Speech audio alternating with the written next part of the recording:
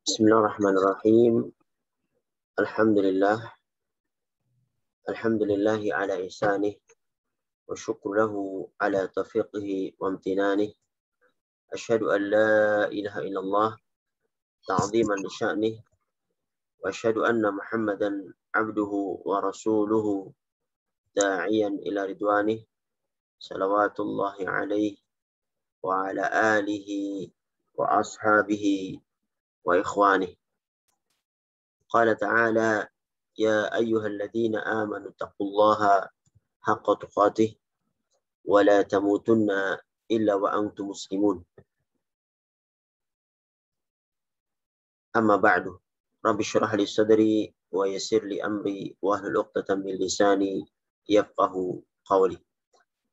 Segala puji bagi Allah Subhanahu wa taala yang telah mempermudah kita sekalian untuk bersama-sama belajar kitab Allah Subhanahu wa taala Al-Qur'anul Karim yang diturunkan kepada Nabi yang mulia Muhammad sallallahu alaihi wasallam sebagai petunjuk jalan hidup kita bersama agar bisa menempuh jalan yang Allah Subhanahu wa taala ridhai di dunia sehingga bisa mendapatkan kebahagiaan di dunia ini dan keselamatan di akhirat nanti dan kebahagiaan yang hakiki ketika dimasukkan Allah Subhanahu wa taala ke surganya yang penuh dengan kenikmatan.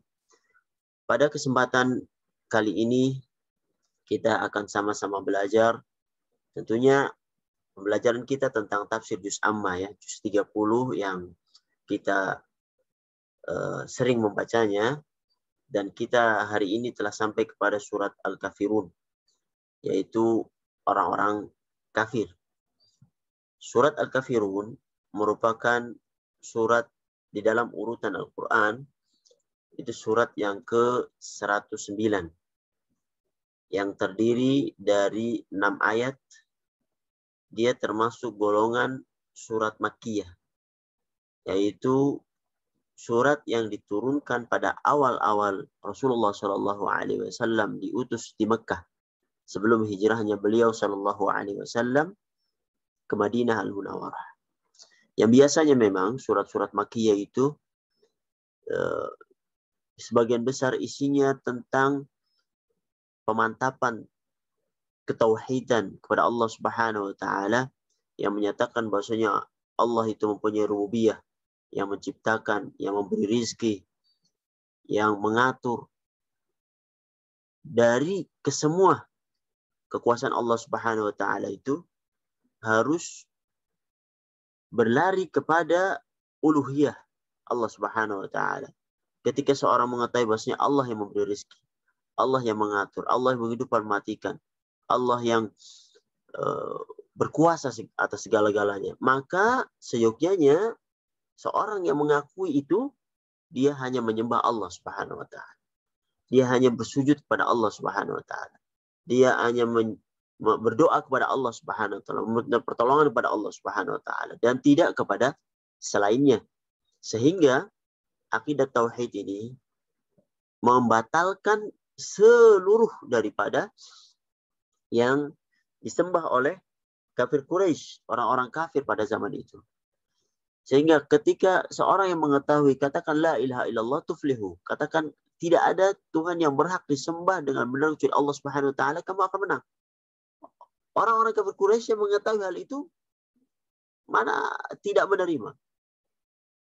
Akankah dijadikan Tuhan itu hanya satu?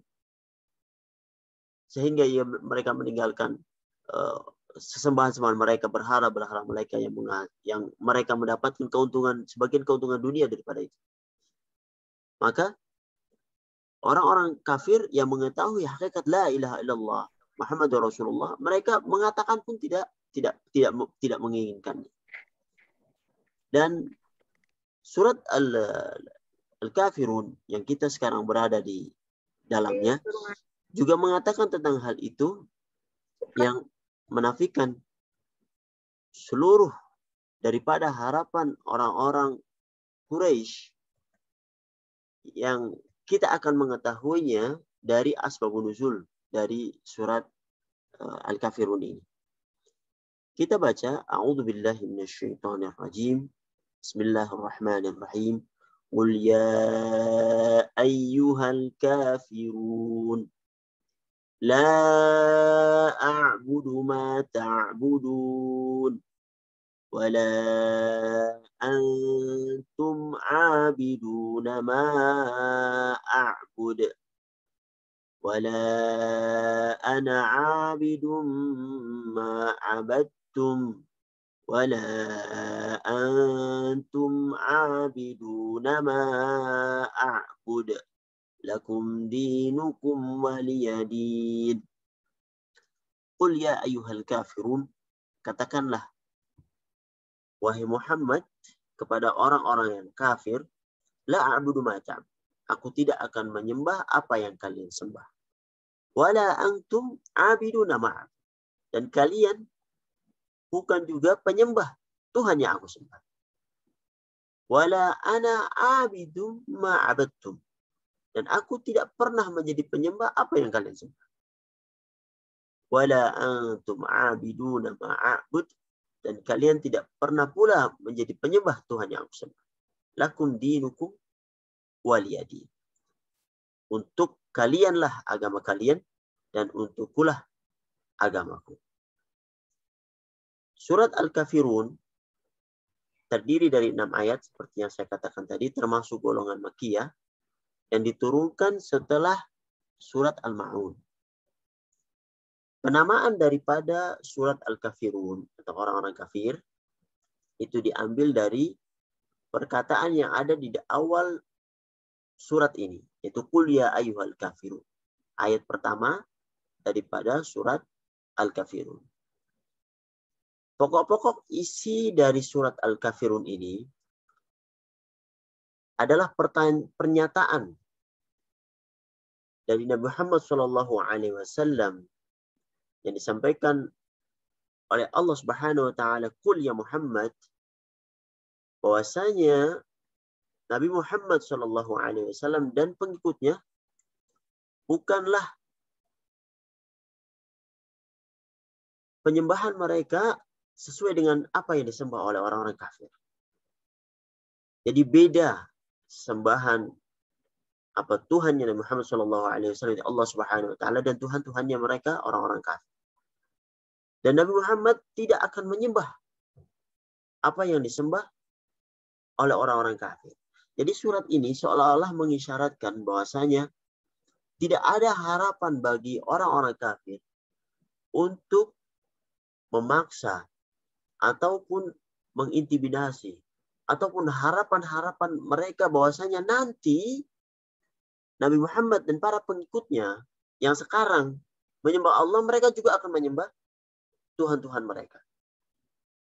Dan ayat ini, surat ini, seolah-olah memutus harapan orang-orang kafir dalam usaha mereka memerangi Nabi Muhammad SAW di dalam dakwahnya.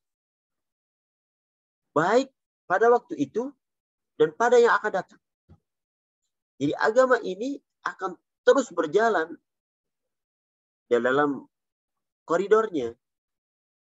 Ketika seorang mengikuti Nabi Muhammad SAW dengan benar, mereka tidak akan keluar dari agama ini dengan izin Allah Subhanahu wa taala.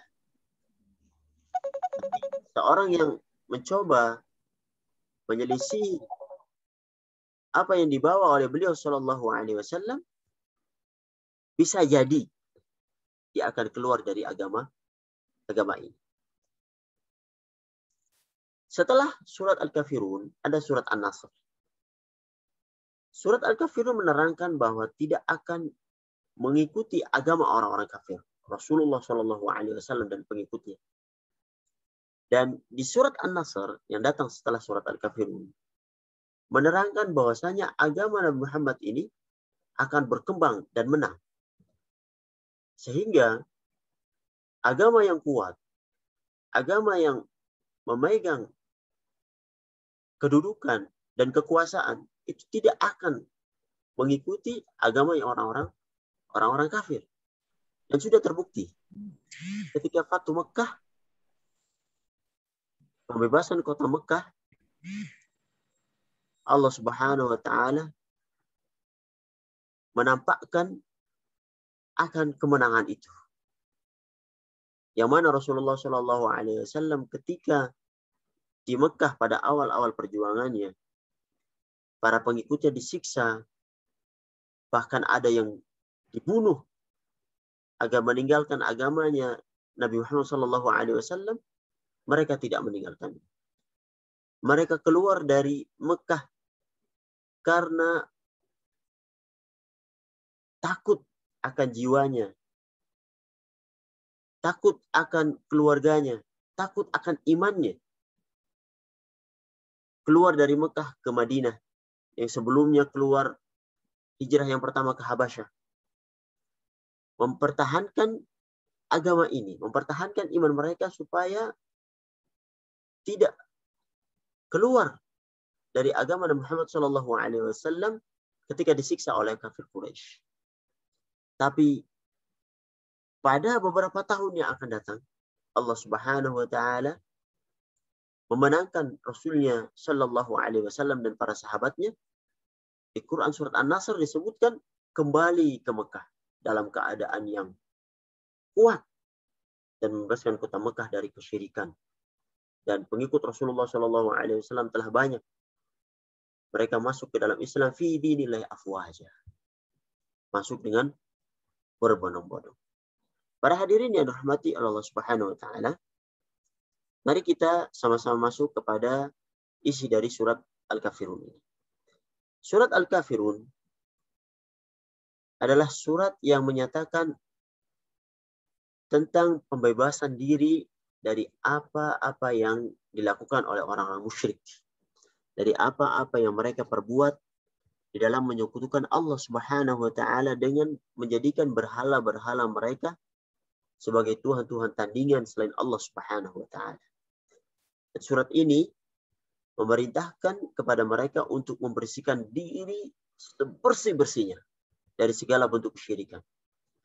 Baik kesyirikan yang berbentuk ucapan, ataupun perbuatan, ataupun syirik yang berbentuk i'tiqad, amalan hati yang beriktikad selain daripada akidah daripada agama yang Rasulullah Shallallahu alaihi wasallam.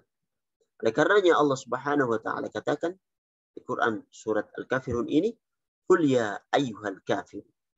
Katakan wahai Muhammad kepada mereka orang-orang kafir, hai orang-orang kafir. Yang mana seruan ini, ya ayyuhal kafirun, itu mencakup seluruh orang-orang kafir yang ada di muka bumi. Baik zaman beliau Shallallahu alaihi wasallam ataupun zaman setelah beliau Shallallahu alaihi wasallam. Karena pertentangan akidah itu akan selalu berjalan sampai akhir hayat. Sampai akhir dunia ini diangkat oleh Allah Subhanahu wa taala. Jadi kaidah umum yang ulama katakan ada di dalam surat ini. Tentunya pada saat itu, pada surat ini turunkan, lawan bicara daripada beliau Shallallahu alaihi wasallam adalah kafir Quraisy. Jadi kul ya ayyuhal kafirun, katakanlah wahai Muhammad kepada orang-orang kafir dari kalangan Quraisy yang pada saat beliau Shallallahu alaihi wasallam diturunkan surat ini. Yang mana surat ini diturunkan Allah Subhanahu wa taala dengan kul ya ayyuhal kafirun. Itu berkenaan dengan apa yang ditawarkan oleh sebagian orang-orang Quraisy kepada beliau Shallallahu alaihi wasallam. Yang di antara mereka ada Al-Walid bin Mughirah dan Al-As bin Wa'il Suhami, dan ada Al-Aswad bin Al-Muttalib, dan juga ada Umayyah bin Khalaf. Mereka ini setelah melihat perkembangan dakwah Rasulullah Shallallahu alaihi wasallam kepada orang-orang yang ada di zaman itu dan menerima dakwanya beliau Shallallahu alaihi wasallam masuk Islam. Bahkan pengikut beliau Shallallahu alaihi wasallam berkembang semakin banyak. Dan mereka sudah habis pikiran, sudah disiksa, sudah diancam, tapi tidak keluar mereka dari agama Islam ini. Bahkan keimanan mereka bertambah kuat akan keimanan kepada Allah Subhanahu wa taala dan ketaatan kepada Rasulullah Shallallahu alaihi wasallam. Sampai-sampai para pembesar Quraisy itu putus asa di dalam mengeluarkan pengikut Nabi Muhammad Shallallahu alaihi wasallam dari agama yang mereka anut. Bahkan Rasulullah Shallallahu alaihi wasallam sendiri pun mendapatkan ancaman, bahkan siksaan mereka setelah paman beliau Abu Talib dan istri beliau Khadijah radhiyallahu anha itu meninggal dunia. Bahkan siksaan yang keras, cemoohan, kata-kata yang kurang layak disampaikan kepada beliau Shallallahu alaihi wasallam, tapi beliau tidak keluar dan mundur daripada dakwah beliau Shallallahu alaihi wasallam. Begitupun para pengikutnya. Nah, setelah mereka putus asa akan apa yang mereka lakukan, mereka mengambil langkah lain, yaitu mengajak Rasulullah Shallallahu alaihi wasallam untuk menyembah berhala mereka selama 1 tahun. Lalu sesuai ajakan mereka pun akan menyembah Allah Subhanahu wa taala pada tahun berikutnya. Tapi Allah Subhanahu wa taala menurunkan ayat ini mengajarkan kepada nabinya Shallallahu alaihi wasallam untuk tidak menerima tawaran mereka. Untuk menetapkan kaki beliau Shallallahu alaihi wasallam agar tetap pada agama ini, tidak menerima tawaran mereka sama sekali. Tidak ada mujamalah, tidak ada basa-basi. Kamu menyembah Allah saja dan meninggalkan berhala kamu, atau kamu akan mendapat siksa dari Allah Subhanahu wa taala. Dan kami tidak akan sama sekali meninggalkan agama ini sampai hatta ya'tiyanal yaqin, sampai kematian menyebut kami. Sehingga surat ini menjadi pukulan telak bagi orang kafir Quraisy pada zaman itu. Mereka tidak punya harapan lagi untuk menyimpangkan atau mengeluarkan dakwah Rasulullah Shallallahu alaihi wasallam dari dakwah yang benar. Begitupun pengikutnya. Tidak ada harapan dari mereka lagi. Seolah-olah ini memutuskan hubungan. Di akhir ayat, lakum dinukum waliyadin, memutuskan hubungan yang sangat keras akan agama mereka dan agamanya beliau Shallallahu alaihi wasallam secara keseluruhan. Begitu Allah Subhanahu wa taala berfirman pada ayat setelahnya, la a'budu ma ta'bud. Aku tidak akan menyembah apa yang kalian sembah. Yaitu menyembah berhala-berhala dan sekutu-sekutu yang mereka ada-adakan selain Allah Subhanahu wa taala. Tidak akan menyembah selama-lamanya. Begitupun wala antum abiduna ma'abud. Dan kalian juga bukan penyembah Tuhan yang aku sembah.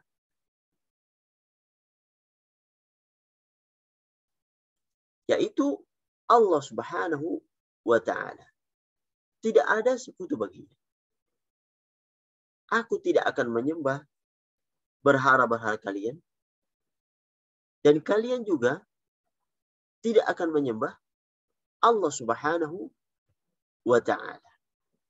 Kemudian Allah Subhanahu wa ta'ala lanjutkan di ayat setelahnya, wala ana abidum ma abadtum.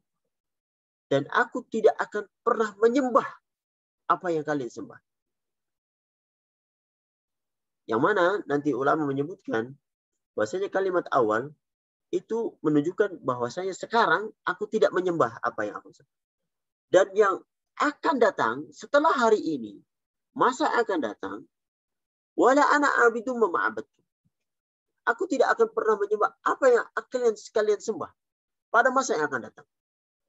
Jadi hari ini maupun yang akan datang, sampai aku mati, aku pun tidak akan menyembah apa yang kalian sembah. Wala antum abiduna ma'abud. Dan kalian tidak pernah pula menyembah Tuhan yang aku sembah. Khususnya 4 orang ini. Yang mereka ini seolah-olah telah ditetapkan untuk mati dalam keadaan kafir, tidak menyembah Allah Subhanahu wa ta'ala.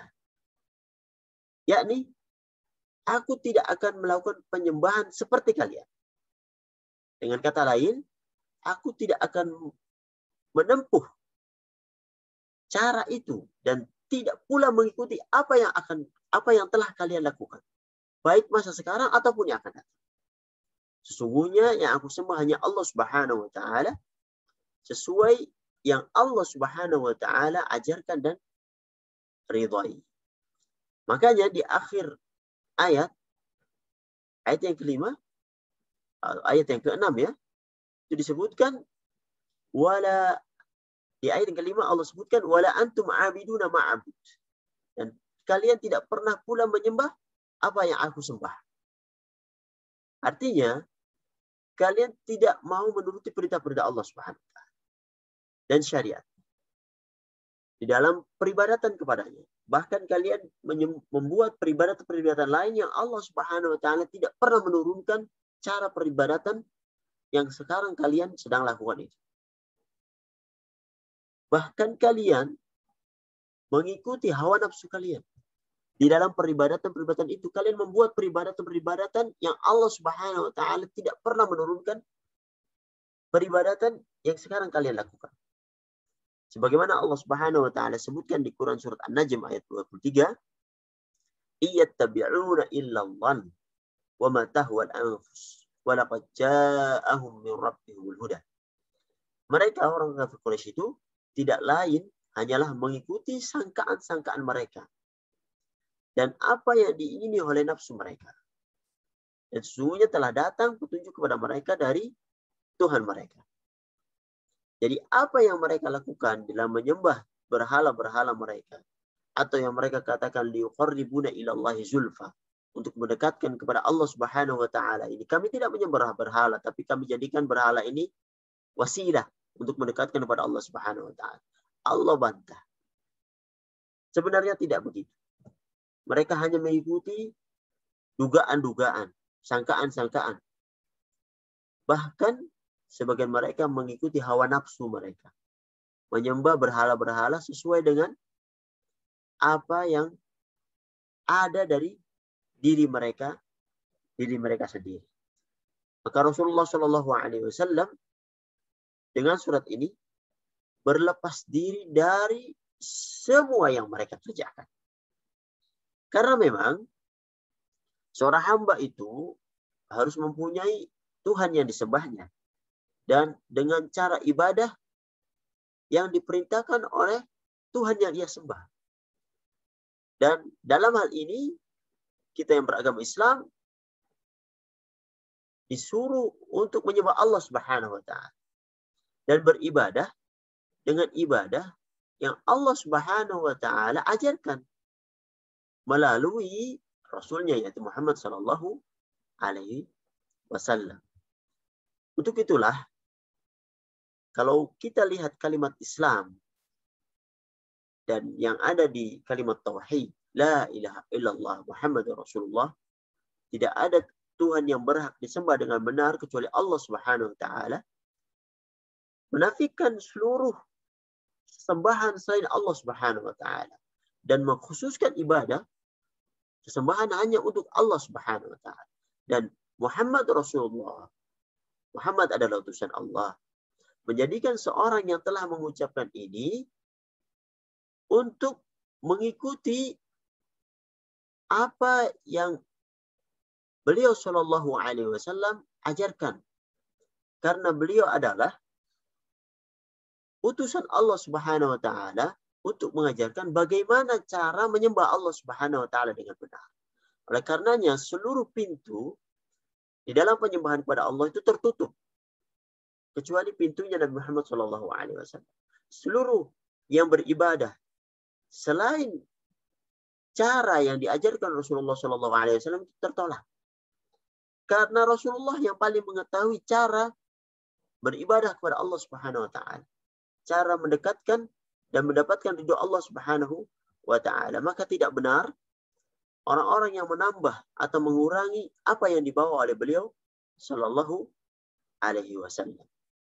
Jadi dengan kata lain, tidak ada yang berhak disembah kecuali Allah Subhanahu wa taala.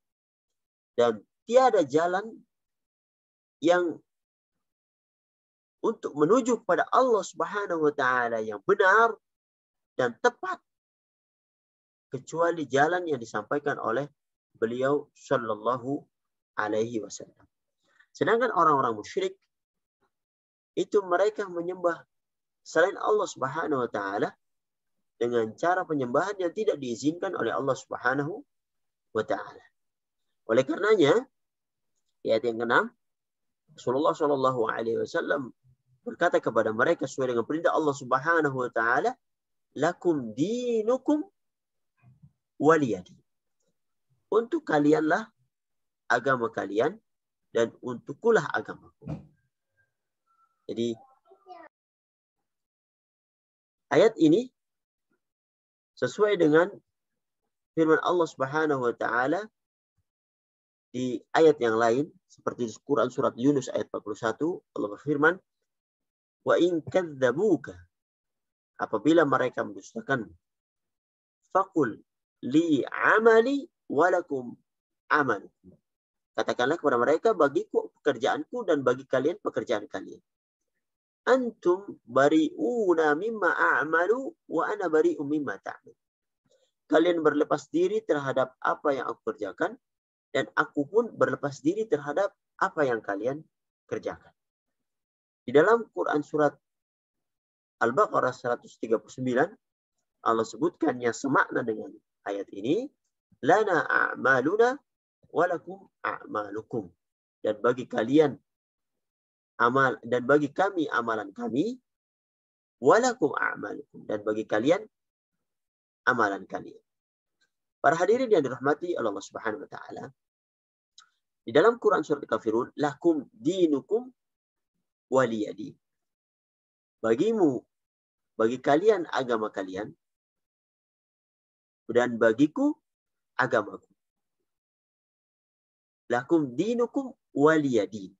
Yang mana sebenarnya waliyadin harusnya waliyadini. Itu ada dhamir di sini, dhamir ana. Waliya walakum lakum dinukum, bagi kalian agama kalian. Ada dhamir di sini, dhamir kum, kalian. Wali bagiku, dini harusnya. Harusnya begitu. Tetapi karena memang di belakangnya adalah nun. Untuk penyesuaian, para ulama menyebutkan ni-nya, ya-nya, ya dhamir itu dihapuskan. Seperti yang disampaikan oleh Imam Al-Bukhari, mengatakan bahasanya, lakum dinukum, untuk mula agamaku, agamamu, yaitu kekafiran. Lakum dinukum waliyadin, dan untukku agamaku, yaitu Islam. Dan kalimat dini, ya-nya, yang pada kalimat din itu dibuang. Karena untuk menyesuaikan daripada qul ya ayyuhal kafirun, belakangnya nun. La a'budu ma ta'budun. Semua nun. Jadi sesuai dengan akhir daripada kalimat itu. Menurut Imam Bukhari, ya-nya dibuang.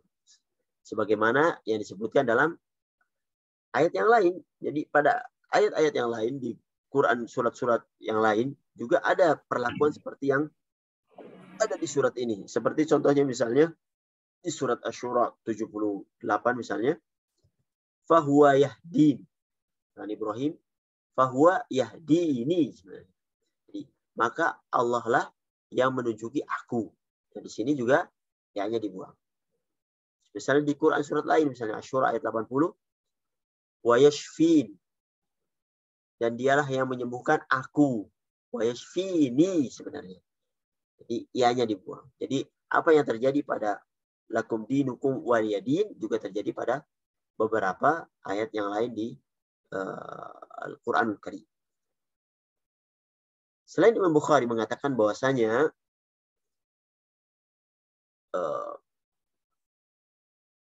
tafsir daripada ayat ini, bukan ayat ini, maksudnya ayat yang sebelumnya, qul ya ayyuhal kafirun la a'budu ma ta'budun wa la antum 'abiduna ma a'bud.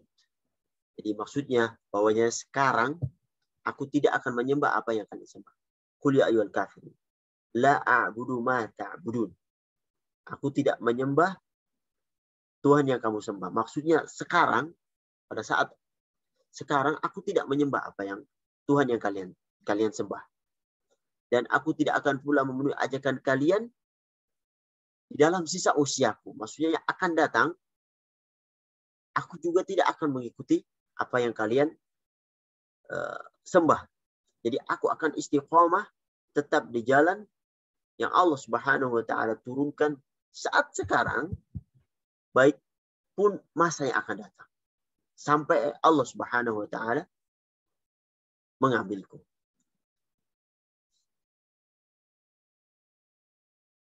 Dan mereka adalah orang-orang yang disebutkan di dalam firman Allah Subhanahu wa taala, wa la yazidanna katsiran minhum ma unzila ilaika min rabbika tughyanan wa kufra.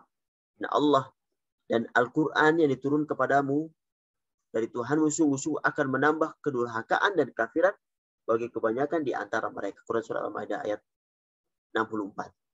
Yang mana orang-orang kafir Quraisy yang sekarang itu tidak menyembah Allah Subhanahu wa taala, pada yang masa akan datang juga mereka tidak akan menyembah Allah Subhanahu wa taala tughyanan wa kufran. Dikarenakan mereka itu durhaka dan kafir kepada Allah Subhanahu wa taala. Dan kedurhakaan dan kafiran itu yang menyebabkan mereka tetap berada di dalam kekafiran dan mati di dalam kekafiran kepada Allah Subhanahu wa taala, sehingga mereka berhak mendapatkan azab dari Allah Subhanahu wa taala. Kalimat pengulangan yang terjadi dalam ayat ini, qul ya ayyuhal kafirun la a'budu ma ta'budun wa la antum 'abiduna ma a'bud wa la ana 'abidu ba'tum wa la antum 'abiduna ma a'bud.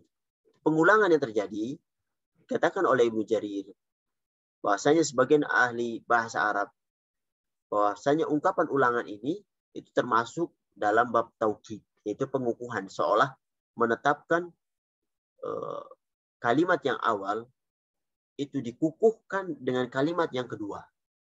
Jadi penguat daripada apa yang disampaikan oleh kalimat yang pertama. Seperti juga misalnya di Quran surat Al-Insyirah ya, ayat 56, fa inna ma'al usri yusra. Sungguhnya sudah kesulitan ada kemudahan. Dan diulangi lagi, inna ma'al usri yusra. Sungguhnya sudah kesulitan itu ada kemudahan. Coba kita lihat juga di surat Al-Takatsur masalan, la tarawunnal jahim. Sungguh benar-benar mereka akan melihat jahim.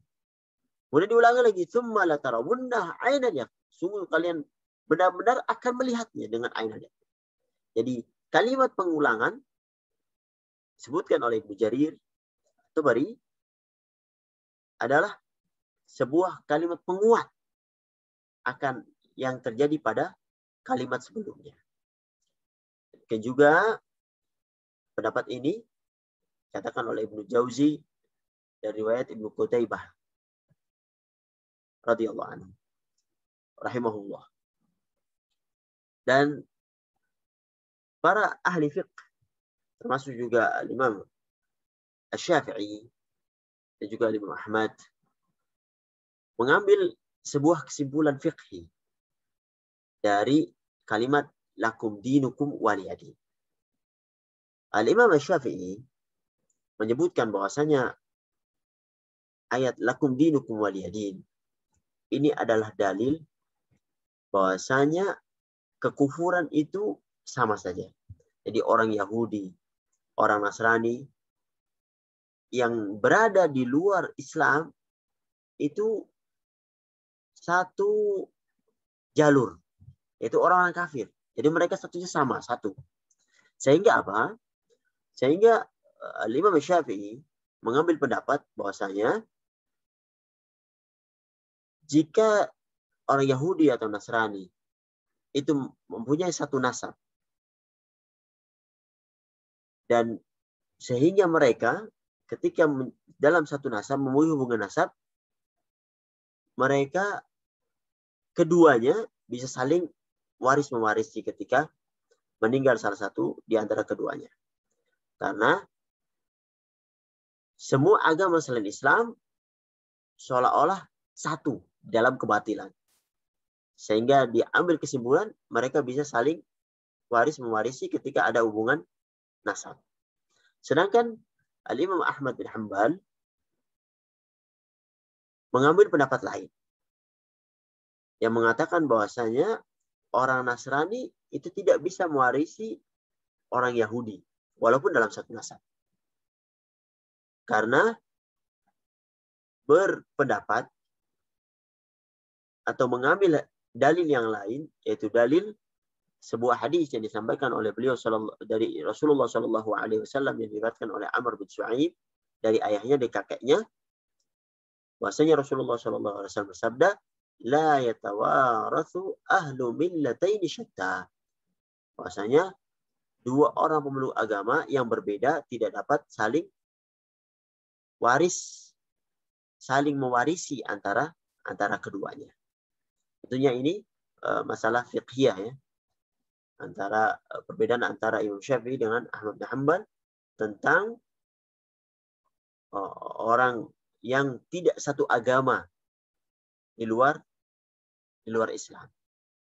Para hadirin yang dirahmati Allah Subhanahu wa taala, Quran surat Al-Kafirun itu menyatakan dengan tegas akan kekuatan daripada keimanan seseorang yang telah mengatakan la ilaha illallah Muhammadur Rasulullah.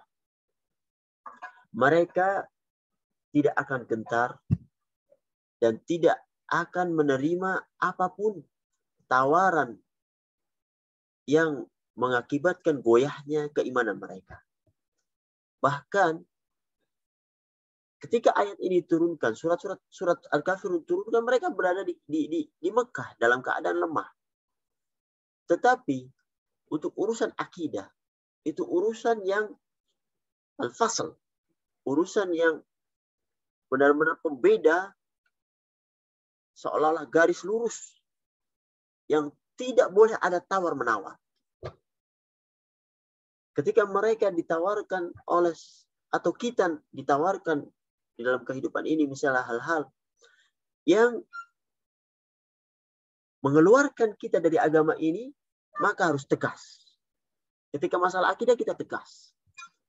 Tidak ada mujamalah, tidak ada basa-basi. Allah Subhanahu wa taala saja yang disembah. Tidak ada basa-basi dalam kesyirikan. Ketika kita misal disuruh untuk tidak enak dan segala macamnya kepada tetangga, kepada orang untuk menyekutukan Allah Subhanahu wa taala, maka kita tegas, lakum dinukum. Tidak ada tawar-menawar di dalam kesyirikan. Nah, ini mengajarkan kepada kita untuk tegas ketika masalah akidah. Dan tidak ada tawar-menawar ketika agama kita ditaruh di dalam sebuah pilihan yang membawa kita kepada kekafiran.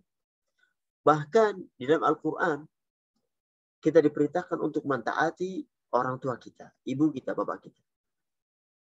Tetapi ketika orang tua kita menyuruh untuk melakukan kafiran, Allah Subhanahu wa taala mengatakan fala tuti'huma.